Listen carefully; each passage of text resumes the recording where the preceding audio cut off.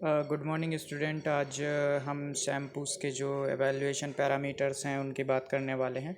हमने पहले पार्ट में शैम्पूज़ के टाइप वगैरह देख लिए थे, शैम्पूज़ क्या होते हैं, अच्छे शैम्पू के क्या क्या जो क्वालिटीज़ होती है वो सारी चीज़ें हम देख चुके थे। तो आज हम उसके आगे बात करने वाले हैं।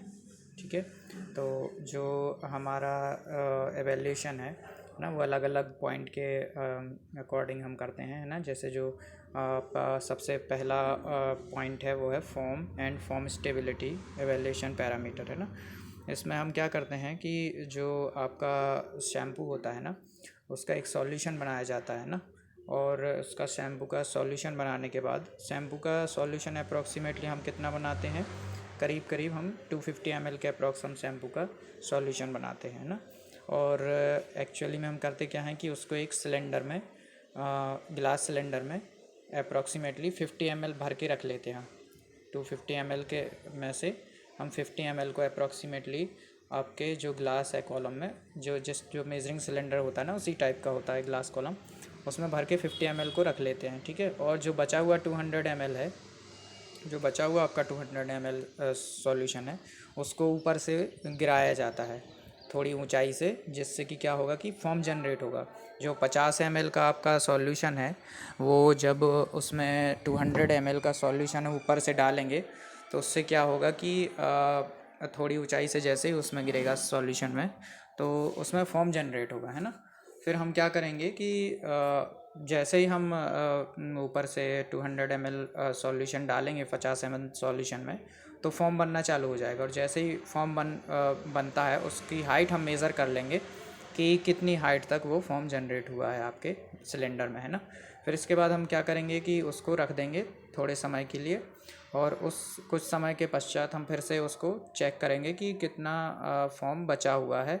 तो इससे हमको पता चलेगा कि कितनी हाइट तक फॉर्म जनरेट हो रहा है और कितनी देर तक वो फॉर्म स्टेबल रहता है। मतलब फॉर्म स्टेबिलिटी और फॉर्म जनरेशन दोनों टेस्ट इस तरीके से किए जाते हैं। ठीक है, ठीक है। उसके बाद हम फिर जो सेकंड आपका एवेल्यूएशन पैरामीटर है वो डिटर्जेंसी एंड क्लीनिंग एक्शन, है ना। इसमें हम क्या करते हैं एक्चुअली में कि 5 ग्राम सैंपल लेते हैं, है ना। ह्यूमन जो कि हेयर होते हैं, 5 ग्राम ह्यूमन हेयर लेते हैं जो कि सॉइल्ड होते हैं, मतलब उनको कट करके 5 ग्राम हेयर उसको उनको डर्टी कर देते हैं, मतलब धूल से, है ना। और उसको हम क्या करते हैं कि 35 डिग्री सेल्सियस के 200 सीसी वाटर में रख देते हैं, जिसमें कि 1 ग्राम शैम्पू डिज़ोल्व हुआ होता है ना। ठीक है, मतलब एक सॉल्यूशन बनाते हैं शैम्पू का, 1 ग्राम शैम्पू का, है ना, 200 सीसी 200 सीसी वाटर में, है ना। और उसका टेम्परेचर रखते हैं 35 डिग्री सेंटीग्रेड, है ना। इसमें हम क्या करते हैं कि जो 5 ग्राम हमने बाल लिए हैं ना ह्यूमन के हेयर, और जो सॉइल्ड हैं, मतलब उनमें डर्ट लगी हुई होती है, धूल मिट्टी, है ना, उनको लेते हैं। ठीक है, अब हम क्या करते हैं कि इन जो फ्लास्क है उसको, है ना, 1 मिनट में 50 बार सेक करते हैं, है ना। हम क्या करते हैं, 5 ग्राम ह्यूमन हेयर लिए, है ना, जो कि हमने गंदे किए हैं किसमें, धूल मिट्टी से, और उनको 200 सीसी वाटर में लिया, जिसमें कि 1 ग्राम शैम्पू डिज़ोल्व है और 35 डिग्री टेम्परेचर है उस वाटर का, है ना। इस फ्लास्क को हमने लिया और इसमें बाल डाले हमने वो, ठीक है, 5 ग्राम सैंपल, और उनको 1 मिनट में 50 बार सेक किया। और ऐसा कब तक करना है, 4 मिनट तक, है ना। 4 मिनट तक हम ये कंटिन्यू करेंगे, है ना, कि 1 मिनट में कम से कम 50 बार सेक हो, तो हम ऐसा 4 मिनट तक करेंगे, है ना। इसके बाद हम क्या करेंगे कि जो हमारे 5 ग्राम सैंपल था ह्यूमन हेयर्स का, है ना, उनको क्या करेंगे, सफिशिएंट अमाउंट वाटर लेंगे और उसमें उनको शेक करेंगे या वॉश करेंगे प्रॉपरली, है ना। ठीक है, इसके बाद हम क्या करेंगे, ह्यूमन हेयर को फ़िल्टर करेंगे, उनको ड्राई करेंगे और उनका फेस फिर से वेट करेंगे कि कितना वेट है अब, है ना। तो अगर प्रॉपरली एक क्लीनिंग हुई होगी तो पूरी डर्ट क्लीन हो जाएगी, और आपका शैम्पू से अगर अच्छा होगा तो पूरी तरीके से डर्ट रिमूव हो जाएगी हेयर से, है ना। और अमाउंट जो आपका 5 ग्राम सैंपल था वो कम बचेगा, क्योंकि डर्ट उसमें से रिमूव हो गई है ना।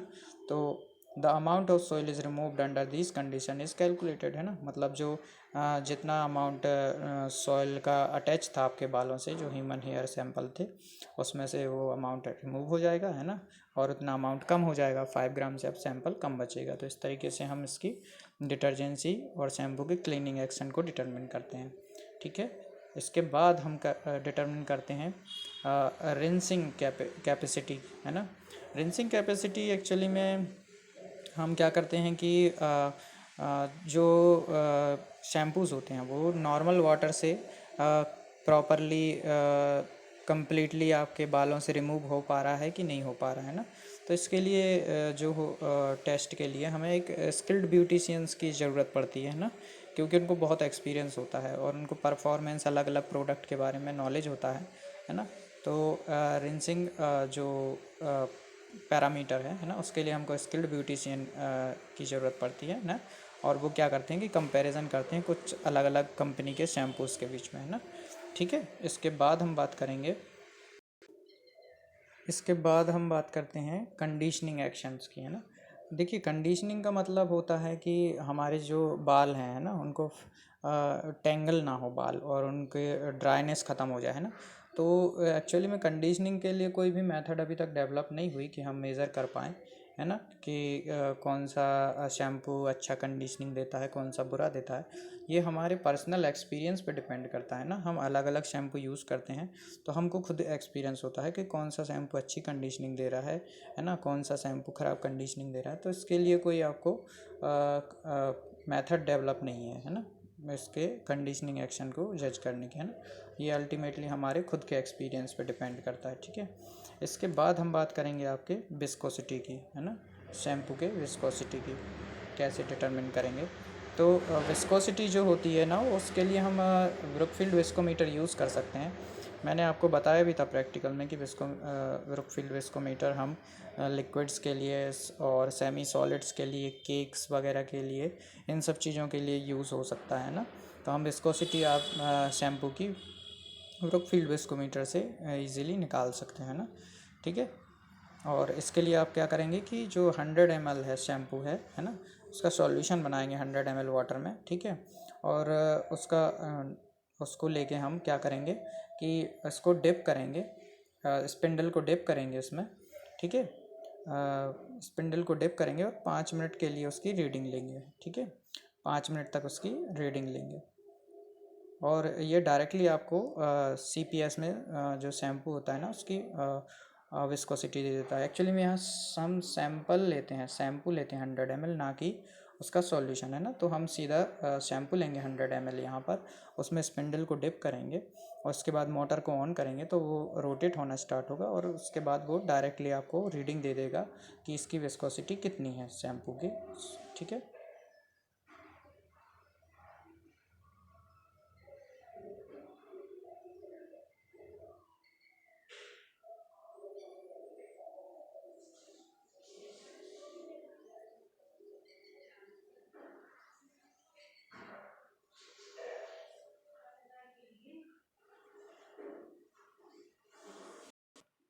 इसके बाद जो अदर पैरामीटर हैं जो एवेल्यूएशन के, वो हैं जैसे कि आपका फिज़िकल अपीयरेंस हुआ ना। तो फिज़िकल अपीयरेंस जो है, अपीयरेंस हम शैम्पू का देख के ही पता कर सकते हैं ना, ठीक है। इसके बाद है डिटर्मिनेशन ऑफ pH ना। इसके लिए pH के लिए हम क्या करते हैं कि जो शैम्पू है उसका 10% शैम्पू का सॉल्यूशन बना लेते हैं, ठीक है।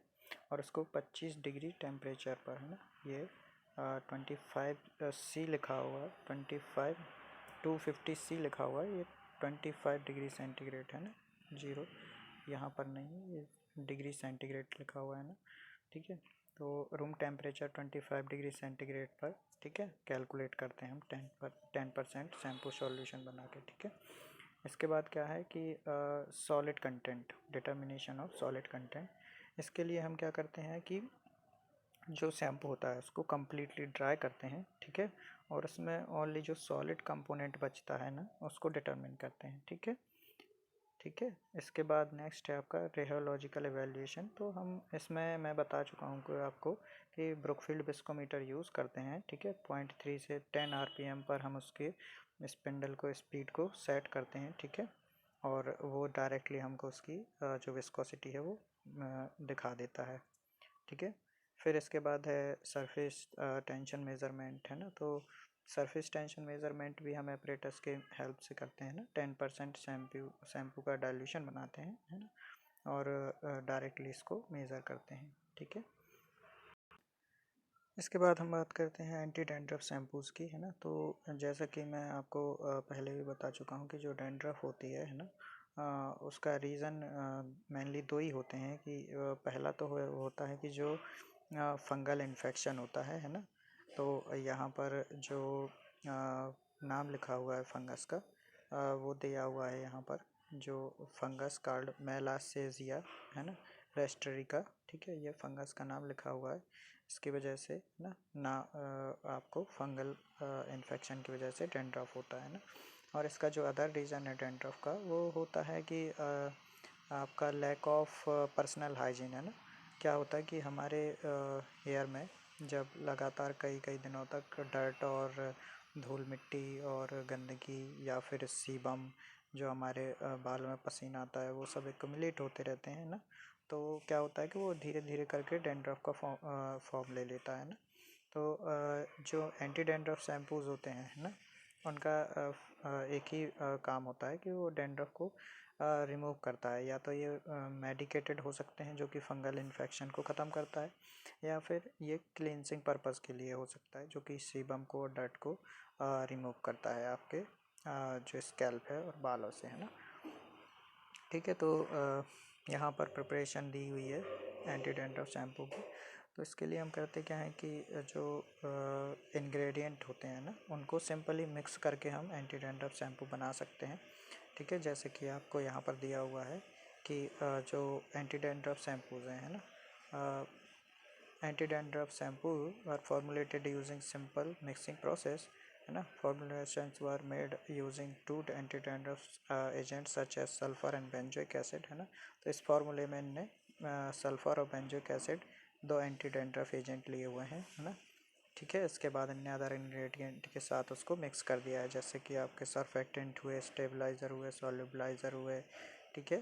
तो इस तरीके से थिकनिंग एजेंट हुए ना, आपके जो प्रिजर्वेटिव्स हुए, इनको सबको डिस्टिल वाटर में इनने मिक्स किया हुआ है। तो ये फार्मूला आपको दिया हुआ है यहाँ पर, sulphur salicylic acid, benzoic acid, ना, sodium lauryl sulphate, urea, citric acid, ठीक है। इस तरीके से इन लोगों ने यह फार्मूलेशन दिया हुआ है, ठीक है, एंटी डैंड्रफ शैम्पू का। फिर इसके बाद है आपका hair conditioning shampoo. Hair conditioning का जैसे मैं आपको कई बार बता चुका हूँ कि हेयर कंडीशनिंग जो होते हैं ना, वो बालों को क्या बोलते हैं, डिटेंगल, मतलब डिटेंगल रखते हैं, मतलब उनको आपस में उलझने नहीं देते हैं ना। और इसके अलावा क्या करते हैं ये हमारे जो हेयर होते हैं उनको ड्राई होने से रोकते हैं, स्कैल्प को भी ड्राई होने से रोकते हैं, ठीक है। यहाँ पर हम देखते हैं कि a substance used often after shampooing to detangle and improve the condition of the hair like shampoo. It is applied to wet hair and then rinse out after applying, ठीक है। Hair conditioner is a hair care product used to improve the feel, appearance and manageability of hair. Its main purpose is to reduce friction between strands of hair to allow easier brushing by combining, ठीक है, which might otherwise cause damage to scalp, ठीक है। तो जो hair conditioner होते हैं ना, वो हमारे बालों को इंटेंगल होने से रोकता है और उनको मैनेजेबल बनाता है, ठीक है। ओके, इसके बाद हम बात करते हैं